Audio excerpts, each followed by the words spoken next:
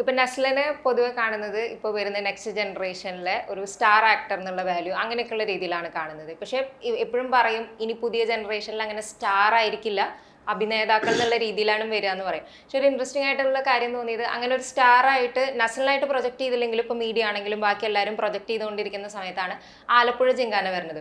അപ്പം ആലപ്പുഴ ജിങ്കാനയിൽ നസ്ലനാണ് അതിൻ്റെ ഒരു ജോജോ ആയിട്ട് കേന്ദ്ര കഥാപാത്രമായിട്ട് നിൽക്കുന്നെങ്കിലും അതൊരു അണ്ടർ പ്ലേ ചെയ്യുന്ന ക്യാരക്ടറാണ്. എന്താ ബാക്കി എല്ലാവരെയും ലാസ്റ്റ് അതൊരു എന്താ പറയുക മാനേജർ റോളിൽ വരുന്ന ഈവൻ പഞ്ച് സീൻസ് വരുന്നതിലും ഒക്കെ ബാക്കിയുള്ള ആൾക്കാർക്കാണ്.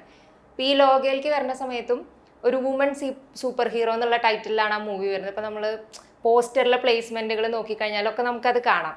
അപ്പോൾ എങ്ങനെ അങ്ങനെ അണ്ടർ പ്ലേ ചെയ്യുന്ന ക്യാരക്ടേഴ്സ് തിരഞ്ഞെടുക്കാൻ ഓക്കെ ആവുന്നതെന്ന് അറിയാൻ, അല്ലെങ്കിൽ ആ ഒരു വ്യൂ പോയിന്റ് എന്താണെന്ന് അറിയാൻ ആഗ്രഹമുണ്ട്. ഇത് ഓക്കെ ആവുന്നത് എനിക്കിപ്പോ ജിങ്കാനയുടെ കാര്യത്തിൽ വരികയാണെന്നുണ്ടെങ്കിൽ എനിക്ക് അതിന്റെ കഥ കേട്ടിട്ട് എനിക്ക് ഏറ്റവും ഇൻട്രസ്റ്റിംഗ് ആയിട്ടും പുതിയതായിട്ടും തോന്നിയത് ആ ഒരു നെറേറ്റീവ് സ്റ്റൈലാണ്. എന്താന്ന് വെച്ച് കഴിഞ്ഞാല് ഇൻ റിയൽ ലൈഫ് നമ്മൾ ആരും 3 മാസം കൊണ്ട് സ്റ്റേറ്റ് ലെവൽ ബോക്സിംഗ് കപ്പ് അടിക്കില്ല.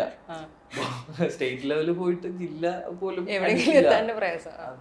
അതപ്പോ എനിക്ക് തോൽക്കുന്ന നായകനാണ്. അത് ഇൻ റിയാലിറ്റി അത് അങ്ങനെയാണ്. അപ്പോൾ ഒരു ക്ലീഷേ ബ്രേക്കിങ്ങിന്റെ ഭാഗമായിട്ട് അത് റഹ്മാൻകാടെ നെറേറ്റീവ് അങ്ങനെയായിരുന്നു. എനിക്കത് ഇപ്പോഴും എനിക്ക് തിയേറ്ററിൽ കണ്ടപ്പോൾ അത് ഇഷ്ടമാണ്. ആ ഒരു പടവും എനിക്കതിൻ്റെ ആ ഒരു പാറ്റേണിൽ പോയതും എനിക്ക് ഇഷ്ടമാണ്. ജിങ്കാന അതേപോലെ ഒരുപാട് നല്ല മാറ്റങ്ങൾ എനിക്ക് ഉണ്ടാക്കിയിട്ടുള്ളൊരു സിനിമയാണ്. പേഴ്സണൽ ലൈഫ് ഒരു വർക്കൗട്ട് റെഗുലർ ആവുക, ഒരു ഡിസിപ്ലിൻഡ് ആയിരിക്കുക.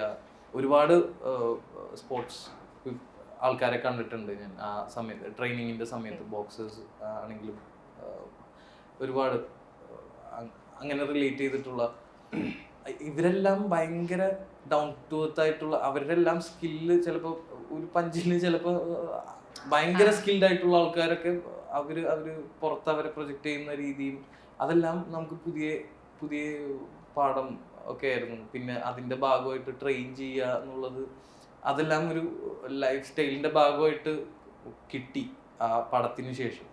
അപ്പോൾ എല്ലാം കൊണ്ടും ജിങ്കാന എനിക്ക് ഇപ്പോഴും ഞാൻ ഭയങ്കര ഹാപ്പി ആയിട്ടുള്ള ഒരു പ്രൊജക്റ്റാണ്. ക്ലോസ് ടു ഹാർട്ട് ആയിട്ടുള്ള തീർച്ചയായിട്ടും.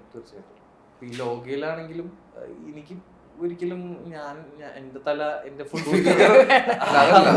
അതൊരു ഗുണമാണല്ലോ. അപ്പോ ഇതില് ഞാൻ ഇതുവരെ ചെയ്യാത്ത ടൈപ്പ് ഓഫ് ക്യാരക്ടറാണ്. ഇൻട്രസ്റ്റിംഗ് ആയിട്ടുള്ളൊരു കഥയാണ് മൊത്തം. ഇതിന്റെ സ്കേപ്പ് ഭയങ്കര വലുതാണ്.